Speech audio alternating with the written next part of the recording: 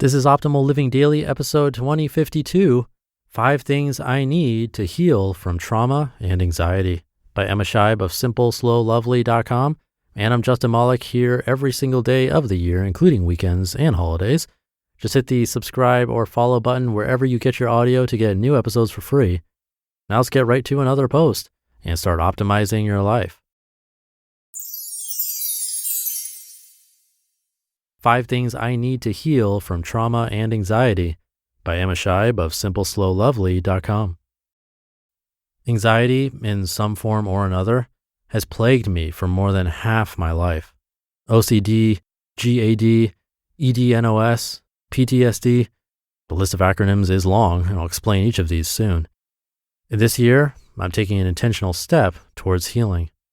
I am genetically wired for anxiety, and that, combined with a traumatic, chaotic childhood, has primed me for being in flight or fight mode on a regular basis. I've shared about my anxiety before and how living in more minimalist spaces is a form of self-care for me. I've also shared how I've used busyness as a drug, helping keep my neurosis at bay. And my anxiety and high sensitivity are what keeps me hunting for a slower pace of life. Slow is what I need to bring a sense of order, calm, and healing. Anxiety and trauma. The links between anxiety and trauma are well documented. Exposure to any kind of trauma in childhood increases the likelihood of you developing anxiety and/or depression. When someone grows up with ongoing trauma, as I did, cortisol levels are often high, and excess cortisol is harmful not only to our bodies, contributing to a myriad of health issues, but also to our mental well-being. Many trauma survivors turn to drugs or alcohol. I have. Many turn to overworking, or what I like to call performance addiction. I've been there too. Others wind up putting on mask after mask in an attempt to disown the person they were when they were traumatized. And then there's those of us that throw ourselves into the fast lane, convinced that hiding from feeling or talking about emotions by keeping busy will heal us. It doesn't. I wish it hadn't taken me so long to realize that extreme busyness would only make things worse. Busyness would only feed my hypervigilance and reactivity. Digging at the roots. The term anxiety gets overused. I don't mean that people are claiming to have anxiety and don't. We all have it to some degree. I just mean that we slap the label on so readily, as if the recognition or diagnoses will act as a sticking plaster and hide the healing that needs to happen. Anxiety is just a symptom of something else, something deeper. To heal, what we really need to do is start digging at the roots. After many years of just slapping Band-Aid after Band-Aid on my anxiety issues, I've decided that it's time to start working from the ground up, and in my case, that means finally working through the trauma I experienced as a child. And in actual fact, what started years ago as generalized anxiety disorder, GAD, was probably partly post-traumatic stress disorder, PTSD. As someone who has studied psychology at the master's level, I feel pretty stupid for not putting these pieces together well before now. But we get good at ignoring and hiding from the things that hurt us. We're also disassociated and numbed to what happened. When I retell stories from my childhood, I often laugh and dismiss the severity of it all. It's how I protect myself from being re-traumatized. How to heal. Here's the bit where I tell you how I'm healing from this trauma and subsequent anxiety and PTSD. And the bit where I tell you how these things might help you heal too. When I wrote the title of this article, I immediately decided I needed to change it because, truthfully, I'm still figuring it all out. Healing is a work in progress. And because I believe we're all unique individuals with a unique set of ingredients needed for our own healing, your recipe for healing is yours to uncover. But I can tell you what I've tried so far and what I will try this year. Medication.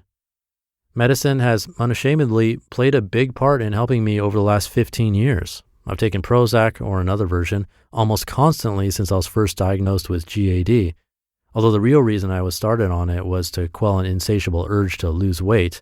I was also diagnosed with EDNOS, eating disorder not specified, with OCD features. I've worked hard over the last 6 or so years to simplify and add mindfulness and meditation to my daily life in hopes of one day being able to come off the medication. Sometimes it works, sometimes it doesn't. Right now I need the highest dose possible. I'm very grateful for the place that medication has played in my healing. It's held space for me until I was ready to start digging at the roots. Talk therapy. I've also attended various counseling sessions over the years, the majority using some sort of cognitive behavioral therapy, CBT, framework. The best thing about this therapy, though, was just being able to verbalize my story. I felt seen and heard. And I know that for many of you who also suffer from anxiety and other mental health issues, this is a crucial need. Many of us feel ostracized, not believed, and dismissed when we tell our friends and family. Being seen and heard is one of the most basic human emotional needs. EMDR. Eye movement desensitization and reprocessing, EMDR, is a fairly new form of psychotherapy that is helpful for those suffering from PTSD. In an EMDR session, the patient relieves traumatic experiences while the therapist directs their eye movements. The theory is that EMDR works because of the bilateral stimulation, which helps to weaken the effects of the negative emotions that are associated with the trauma. I had several sessions of EMDR a few years back for some mild situational trauma and found it very helpful. I'm on a wait list to start more sessions focusing on the trauma from my childhood. Mindfulness. The different mindfulness techniques I've used over the years have absolutely helped me to heal too, to a point. However, when I'm in full-blown panic mode, I struggle to employ any of the techniques I've learned. This is why I focus on making mindfulness not just a tool to use, but a way of life. I believe that eventually being more mindful of each movement, activity, and word could become the default I operate from. And then from this place, I'll be less likely to get to a full-blown panic attack. Slowing down. Saying no more often, scheduling less, and choosing a quiet life are all things that help my anxiety. I just do not have the fortitude to run 1,000,000 miles an hour, and my body and mind are quick to tell me when I try. Slowing down with the family can be problematic, but it doesn't always have to be. The more time I spend with my family, the more inclined I am to underschedule our lives. Parenting is chaotic and noisy enough without having the noise of 1,000,000 other shoulds and coulds overflowing my calendar. Underscheduling has become my superpower. So this is how I heal. It's not an exact science, not an exact recipe. It's more of an art. A little of this, a little of that, slowly meandering my way towards healing. If you experience emotional distress or diagnosed mental health problems, I want to encourage you. Allow yourself to be seen and heard. Yes, it's scary, it's vulnerable, is what Brené Brown calls a courageous act.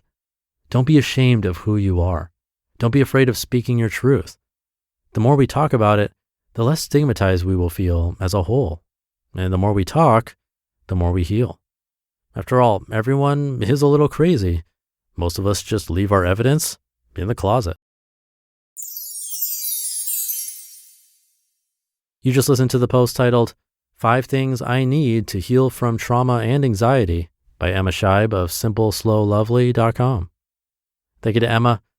EMDR is interesting to me because the scientific studies have shown that it can work really well to reverse symptoms that stem from bad or traumatic life experiences. I tried it a few years ago, and from what I remember, you have to basically recreate these images in your mind, but then distract yourself also while doing certain eye movements. I'd recommend seeing a professional to walk through it with you because you don't want to make trauma worse. But I wanted to bring it up because I do think it's promising. And we also looked at anxiety earlier this week in episode 2050. So if you want more on this topic, definitely check out that episode if you haven't already. But that should do it for today. Thank you for listening and being here even on the weekends. Thank you for subscribing to the show and sharing it with others. It's because of you that this podcast can keep going. Have a great rest of your day, and I'll be back tomorrow where your optimal life awaits.